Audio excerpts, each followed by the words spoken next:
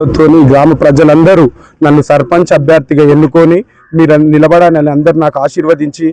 అందరు నా ఎంబడుండి నాకు అమూల్యమైన ఓటు నేస్తామని ఇంత మంచి అవకాశాన్ని నాకు కల్పించిన గ్రామస్తులకు అందరికీ పేరు పేరున ప్రత్యేకంగా ఫస్ట్ ధన్యవాదాలు తెలియజేసుకుంటున్నాను. ఈ అవకాశం ఇచ్చిన ఇంత మంచి అవకాశం ఇచ్చిండ్రంటే నాకు ఇన్ని రోజులు నాకు ఎలాంటి పదవి లేకున్నా వాళ్ళ వెనుక ఉండి అండుదండలు ఉండేసి వాళ్ళకి సేవా కార్యక్రమం చేసిన కాబట్టే నాకు ఆ ఉద్దేశంతో ప్రతి ఒక్కరూ నన్ను పేరు పేరున శ్రీనివాస్ ఉండాలి సర్పంచ్ కానీ నన్ను కోరుకొని వాళ్ళ అభ్యర్థిగా నిలబెట్టినారు.